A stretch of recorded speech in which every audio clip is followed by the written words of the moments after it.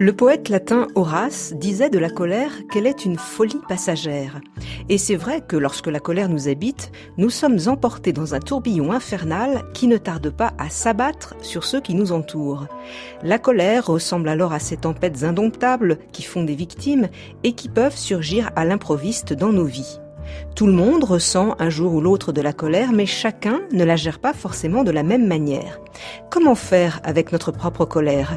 C'est à cette question que nous allons essayer de répondre cette semaine avec Marthe Marandola. Elle est médiatrice et formatrice en relations humaines. Alors, qui dit colère dit émotion, et pour Marthe Marandola, elle habite chacun d'entre nous. Nous la ressentons tous, c'est-à-dire tous les êtres humains sur Terre, et même très probablement une partie des grands mammifères, puisqu'il y a eu pas mal d'études là-dessus. Alors, il y a quelques émotions de base que tout le monde connaît. Donc il y a la colère, bien sûr, il y a la peur, il y a le chagrin, la souffrance, l'expression de la souffrance, et puis il y a la joie, qui se traduit pour les êtres humains par le sourire ou le rire, mais que les animaux aussi éprouvent, quoi. C'est la satisfaction, le bien-être, etc. Bon, ça, ce sont vraiment les émotions de base, et tout individu qui arrive dans n'importe quelle famille du monde, il ressent ça tout naturellement. Donc c'est une émotion. Alors c'est une émotion et c'est un sentiment.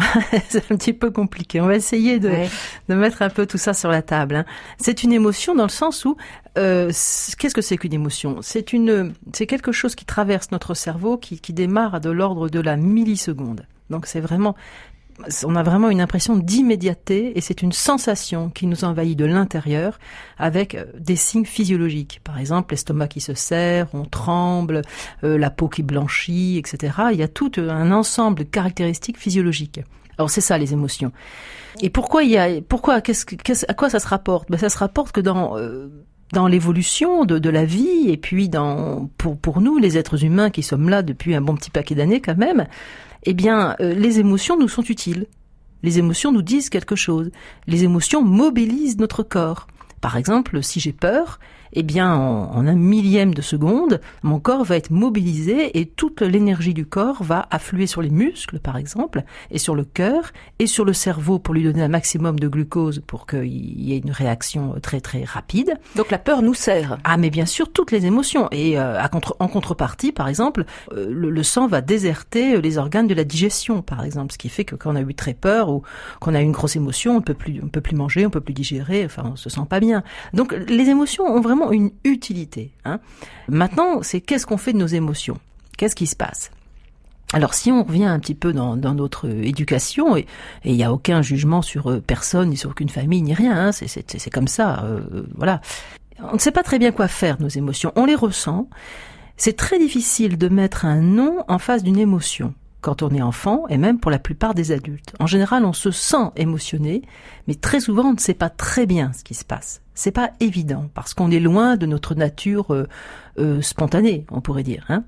Alors ça, c'est un premier point sur lequel on pourra revenir. Le second point, c'est que très souvent, nos émotions ne vont pas être acceptées de la même façon par notre entourage. C'est-à-dire que si vous pensez à votre propre famille, à la mienne, à celle de n'importe qui, dans nos familles, il y a des émotions qui étaient encouragées, des émotions qui étaient acceptées dans certaines conditions et des émotions qui n'étaient pas du tout acceptées. Pas autorisées. Eh oui, pas autorisées. Par exemple, une petite fille fait une colère, donc elle éprouve une émotion qui souvent la dépasse, quand on est tout petit, elle se roule par terre, choses comme ça, parce que c'est la vague émotionnelle, c'est une vague d'énergie très intense, qu'un enfant ne peut pas contrôler tant qu'il est tout petit au moins. Et puis on lui dit « Oh, tu es méchante. Tu es méchante. Maman ne t'aime pas quand tu es en colère. » Alors, si c'est un message qui est répété très souvent, l'enfant va apprendre à ne plus ressentir sa colère. Enfin, il va essayer de plus la ressentir. C'est-à-dire qu'il va la ressentir, mais pas l'exprimer. Alors, il va la ressentir, il va pas l'exprimer, ou il va la remplacer par autre chose. Par exemple, dans cet exemple-là, cette petite fille peut le remplacer par des pleurs. Et vous remarquerez qu'il y a beaucoup de femmes adultes qui, lorsqu'elles sont en colère, pleurent, au lieu d'exprimer leur colère. C'est, comme on dit, plus fort qu'elles. À ce moment-là, on parle d'une émotion secondaire et d'une émotion primaire. L'émotion primaire, c'est la colère. L'émotion secondaire, ce sont les larmes. Et la même chose dans l'autre sens. C'est-à-dire qu'il y a des familles où la colère est acceptée. Par exemple, on dit, oh, il a du caractère, celui-là, il se laissera pas faire. C'est bien, vas-y, mon garçon. Ou même, vas-y, ma fille. Mais ce sont souvent des petits garçons, c'est vrai. Et alors, la colère est acceptée. Mais par contre, autre chose ne sera pas acceptée. Les pleurs, la tristesse. Et voilà. Par exemple, les pleurs, la tristesse. Ah, t'es une mauviette. Oh, mais t'es un grand garçon, t'es une grande fille maintenant, tu vas quand même pas pleurer. Bon, etc., etc. Et là, à l'inverse, la personne qui ressent, par exemple, de la tristesse ou de la peur, qui est une autre émotion qui est socialement n'est pas très bien vécue, hein, on a surtout honte. Quand on est un homme. Eh oui, on a honte de ses peurs. Parfois, on se moque de nos peurs. Ah, t'as peur de descendre à la cave. Oh là là, quelle mauviette, tout ça. Bon. Eh bien, cette émotion de base, ne pouvant pas s'exprimer, peut ressortir sous forme de colère. Et moi, avec mon associé Geneviève Lefebvre, donc on est toutes les deux médiatrices et auteurs, et on travaille avec des personnes qui ont souvent des problèmes avec la colère.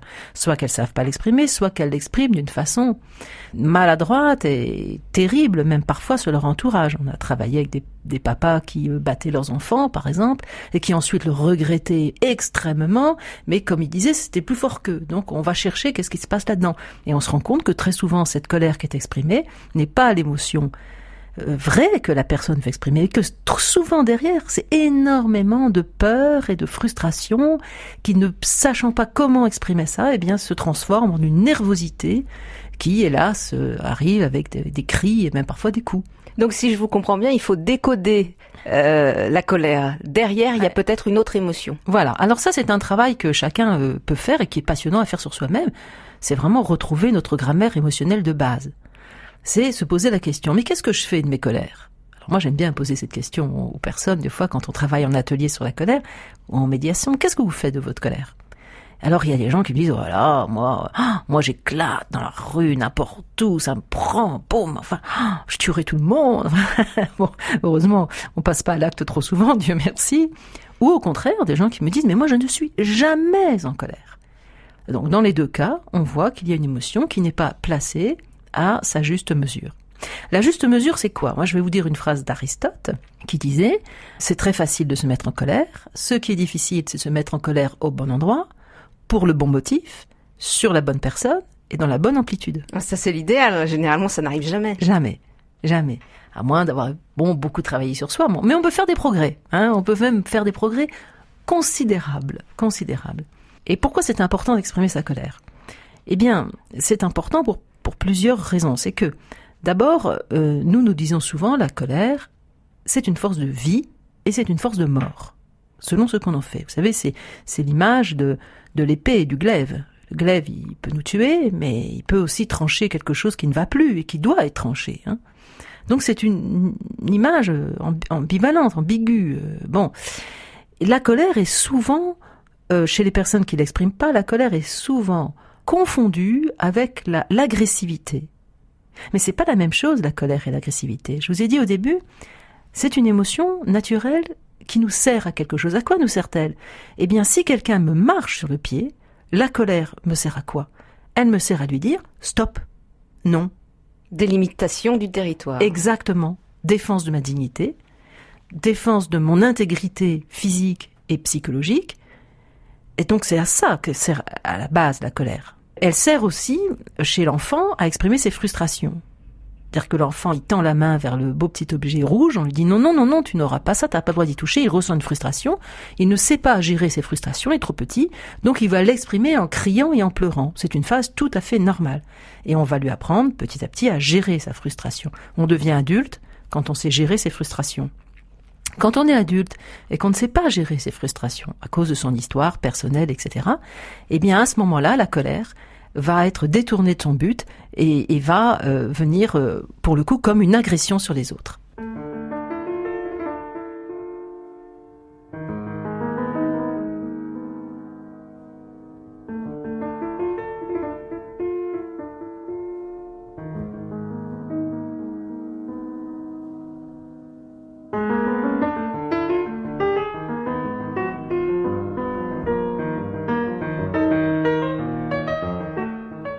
Repère, Béatrice Soltner. Marthe Marandola, donc il y a des colères qui sont utiles, nécessaires, et puis il y aurait des colères néfastes qui nous envahiraient et qui iraient davantage vers la mort que vers la vie. Exactement. Dans les colères positives, C'est quand cette émotion, justement, nous sert à faire ce pourquoi elle est faite, c'est-à-dire dire non, stop, j'existe et tu n'as pas à marcher sur les pieds.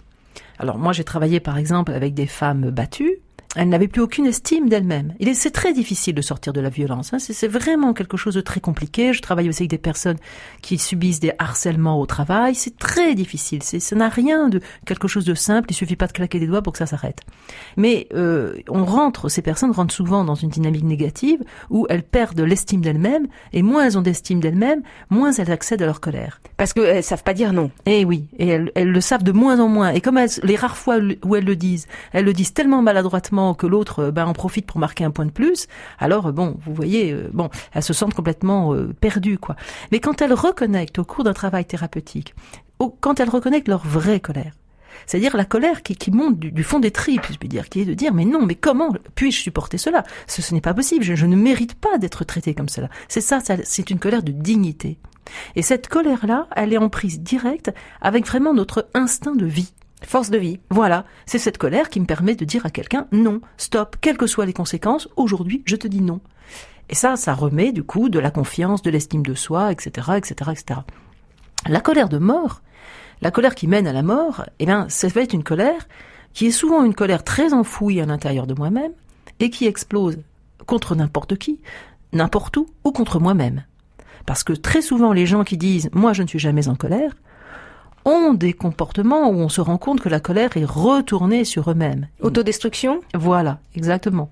C'est sur des choses parfois de façon subtile, mais dans un certain dénigrement de soi, de pas s'écouter, de pas écouter ses souffrances, de dépasser ses propres limites, etc. Et puis bien sûr, donc la colère qui est déversée sur autrui de la façon la plus injuste possible et qui peut aller jusqu'à la violence. Et alors là, pour le coup, la colère devient une agressivité sur les autres. Et on est souvent débordé dans ces cas-là. Complètement débordé. Alors celui qui explose de colère, celui ou celle, car les femmes sont tout aussi coléreuses que les hommes en réalité, ressent d'abord un immense bien-être. Parce qu'en fait, il s'est déchargé d'une énergie qui était comprimée à l'intérieur. Mais après, c'est exactement le contraire qui se passe. Il y a en général une phase, au contraire, d'abattement, vraiment de crise dépressive après. Perte d'énergie. Perte d'énergie complète. Et puis, très souvent, un sentiment de honte, culpabilité, alors qui peut être elle-même refoulée. Alors, on rentre dans ce style de comportement où la personne devient, en fait, de plus en plus violente parce qu'elle refoule de plus en plus sa culpabilité. Elle a tellement peur de l'approcher qu'elle est dans une sorte de fuite en avant sur la violence et donc, il y a une mésestime de soi tout en même temps qu'il y a une mésestime de l'autre. Donc là, on rentre vraiment dans des choses qui sont totalement mortifères. Et alors, comment on en sort, justement ? Alors on en sort, nous tous, chacun d'entre nous, d'abord en se posant cette question, qu'est-ce que je fais de ma colère ? Qu'est-ce qui se passe quand je suis en colère ? C'est une question très intéressante à se poser, parce que il y a soit des gens qui le sentent tout de suite, quand les gens qui sont émotionnels, qui sont un peu à fleur de peau, le sentent tout de suite. Après ils le sentent, d'accord, et ils l'expriment comment ? Alors vraiment c'est à poser sur la table, se dire comment je fais moi ? Et puis ceux qui sentent pas leur colère, je les invite à réfléchir à une circonstance, même très très banale de la vie, comme ça, où ils ont senti une colère. Par exemple, quelqu'un dans la rue qui les a bousculés d'une façon vraiment très impolie. Et qu'est-ce qui s'est passé en eux en ce moment-là ? Et très souvent, on voit que le refoulement de la colère se traduit par quelque chose de physique ou de psychologique. Par exemple, une sensation de fatigue, une sensation de vide, de creux, de pas être bien, même physiquement, des maux de tête, des maux dans le corps, des choses comme ça. Oui, mais c'est intéressant. Vous dites, c'est pas de l'énervement, mais ça peut être de l'abattement. Alors ça peut être de l'abattement. On peut se dire que c'est parce que c'est refoulé. Parce que dans cette personne, il y a une instance d'elle-même qui dit non, surtout, ne te mets pas en colère. Alors on voit ça très très bien dans les mouvements non violents dans lesquels je participe moi-même beaucoup depuis extrêmement longtemps.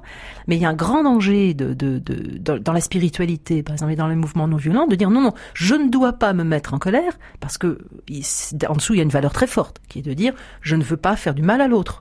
Bien sûr, mais en s'empêchant de sentir la vérité de son émotion et ce que dit cette émotion. Elle nous dit quelque chose à nous. Parfois, ça n'a pas vraiment à faire avec l'autre, mais à moi, qu'est-ce qu'elle me dit ? Pourquoi tout à coup cette personne me met en colère ? Qu'est-ce qui est touché en moi ? Quelle limite a été dépassée en moi ? Où est-ce que c'est pas juste ? voyez, ça demande une introspection. Alors, si je refuse de sentir ça, qu'est-ce que je fais? C'est le système de la cocotte minute. Hein. C'est des petites colères que j'accumule. Et on sait très bien que, ça peut sortir de deux façons qui sont totalement destructrices. Soit une grande explosion d'un seul coup. Cocotte minute. Voilà. Qui sera forcément totalement injuste et qui en général va tomber sur plus faible que nous. Hein, c'est comme ça. Soit des comportements que l'on appelle de passifs-agressifs, qui est très simple, c'est que je ne te dis pas les choses en face, mais je te fais comprendre par des implicites, par des façons de me comporter, je te glisse des pots de banane, voilà, tu veux quelque chose, je te dis, je fais en sorte que tu l'aies pas, mais sans jamais vraiment dire, écoute, voilà, je suis en colère après toi, voilà ce qui se passe, sans jamais oser aller jusque-là, et ça, c'est totalement destructeur pour les relations.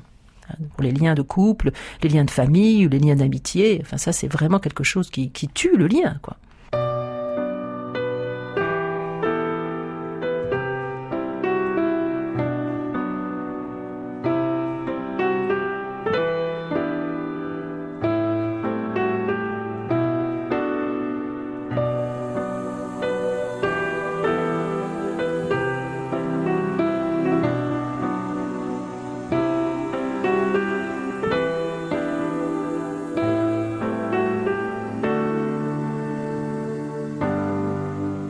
Repère RCF. Marthe Marandola, on a compris que la colère monte, on peut l'accueillir, on peut aussi la refouler. Alors, très concrètement, lorsqu'on sent que, par des petits signaux physiques ou psychiques, que la colère est là, qu'est-ce qu'on en fait ?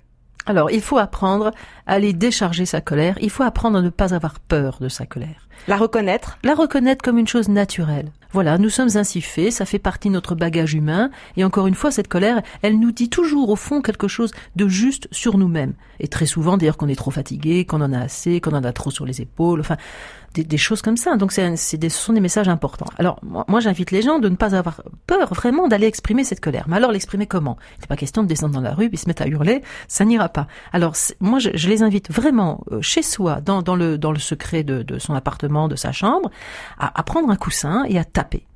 Et à taper comme un petit enfant, parce que nos émotions sont liées à notre état de petite enfance. Puisqu'on est capable de les ressentir quelques semaines après la naissance, on commence à ressentir les émotions. Et donc, ne pas avoir peur de taper sur un coussin et de verbaliser. C'est-à-dire de parler, de dire oui, l'autre jour tu m'as dit ça. Il y a personne dans la pièce. On fait de mal à personne. C'est très important de comprendre ça.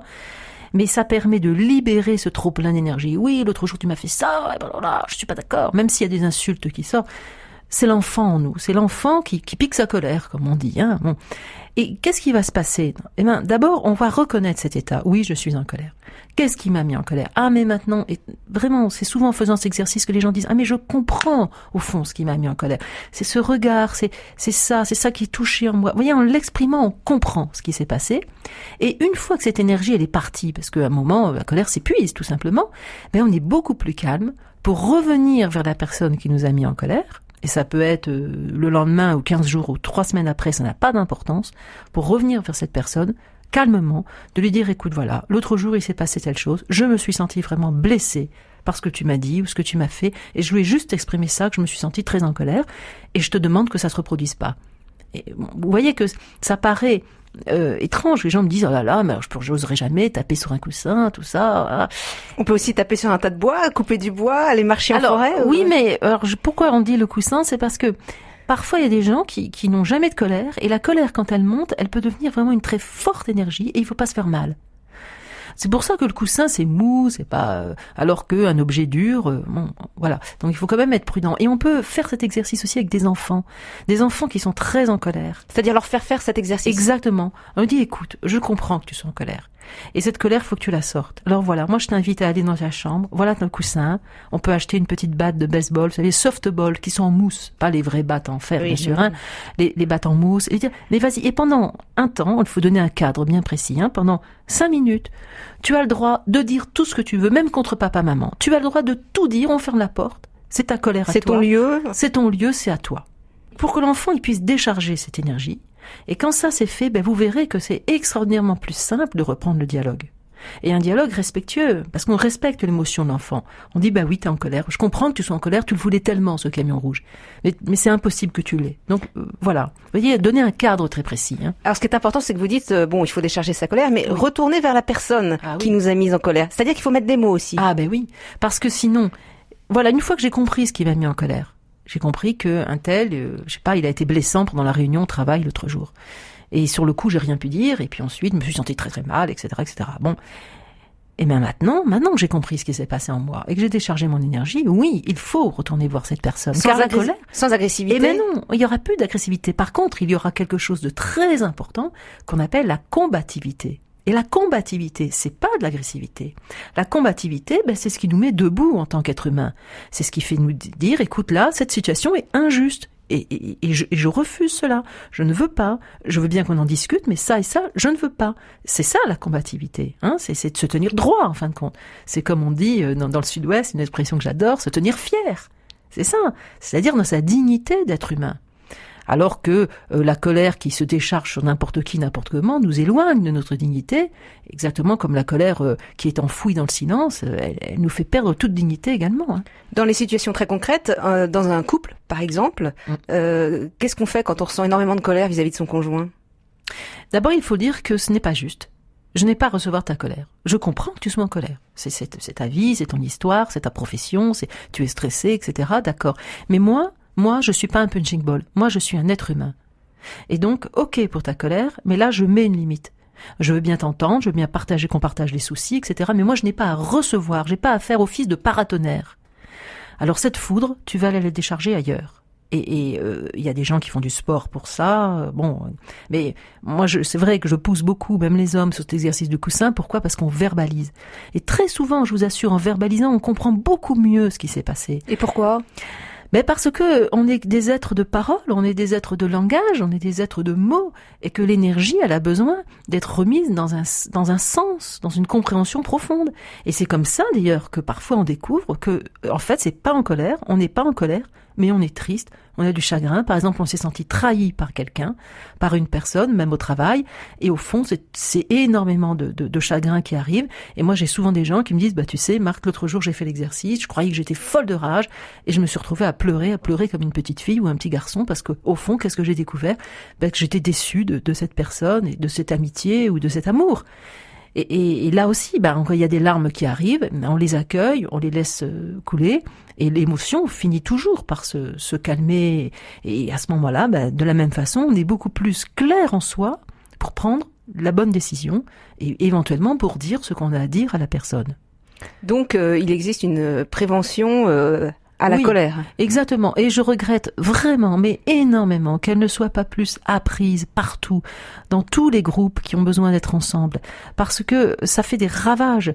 Les colères mal ravalées, alors que ça se traduit par des petites piques, du cynisme, je te file une petite méchanceté comme ça en passant. Enfin, tout ça nous pourrit littéralement la vie, quoi. Et dans l'exemple que vous donniez de quelqu'un qui recevrait une colère injuste, cette personne, elle a à elle-même à sentir sa propre colère de dignité. Il va lui dire non, parce que la situation, elle est injuste. Et je crois que les êtres humains portent en eux cette force de dignité, cette force de vie. Marthe Marandola était notre invitée cette semaine. Elle est l'auteure avec Geneviève Lefebvre du livre « L'intimité ou comment être soi avec les autres » paru chez Jean-Claude Lattès et du livre « Le déclic libérateur » paru également chez Jean-Claude Lattès. Merci à Christophe Morag à la technique.